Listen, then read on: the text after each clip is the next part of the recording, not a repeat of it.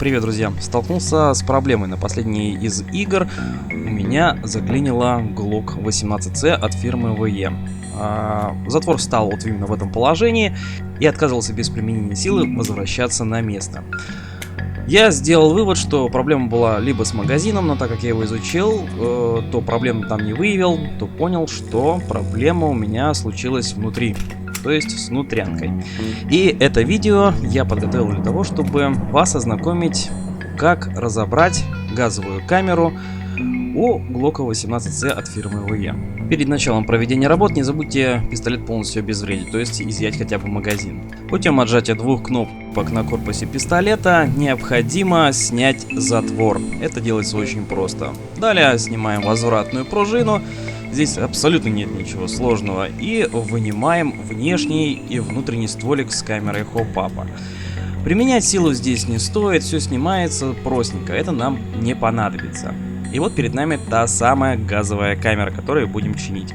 Проблема заключалась в том, что камера сама ходила внутри туго. Я сделал вывод, что либо заживала резинку у поршня, либо какая-то другая причина. Кстати, когда я его разобрал, я так и не понял, в чем, собственно, случилось. Поломки-то как таковой не было. Окей, погнали. Для того, чтобы разобрать камеру, нам необходимо открутить винт, удерживающий всю конструкцию, и прицельное приспособление. И снять удерживающую пластину. Далее нам надо быть предельно аккуратными, поскольку здесь присутствует несколько очень мелких пружин, которые, не хочется потерять. Если вы их потеряете, то восстановить их уже, к сожалению, не получится. Благо, есть одно счастье, что эти пружинки и детальки магнитные. Итак, первым делом нам необходимо снять переключатель огня, то есть сама рукоятка переключения огня, не внутренняя часть. Делается это довольно хитро. Его необходимо повернуть до нужного положения и вытащить. Внимание! На этой хреновине очень маленькая пупырка с очень маленькой пружинкой, которую очень просто потерять. Если вы где-то ее посеяли, возьмите магнитик и проведите по коврику. Они магнитные. Несмотря на то, что я неоднократно уже разбирал свой агрегат, получилось так, что она вылетела, и я ее еле-еле нашел. Вот такая вот маленькая фигня. Грубо говоря, это подпружиненный штифт, который удерживает кнопку переключения огня. Далее необходимо вытащить внутренний селектор. В принципе, там тоже есть маленькая пружинка, но она вроде как зафиксированная и редко как вылетает. Тоже, кстати, магнитная.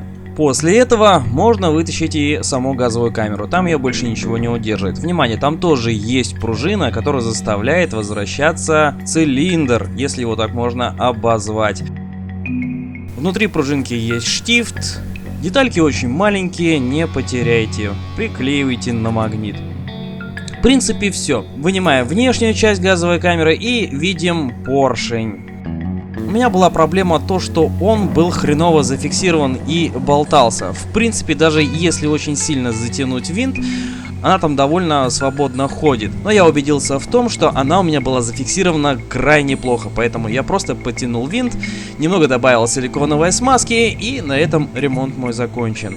В принципе, разборка газовой камеры на этом заканчивается. Для того, чтобы собрать газовую камеру обратно, выполняем все те же действия, но наоборот.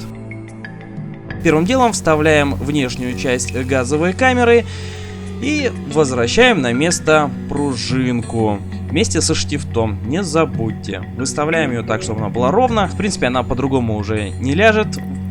Проверяем ход внешней части газовой камеры вместе с нозлом. Вроде ходит хорошо. Значит, ремонт, в принципе, закончен. После этого устанавливаем внутренний селектор.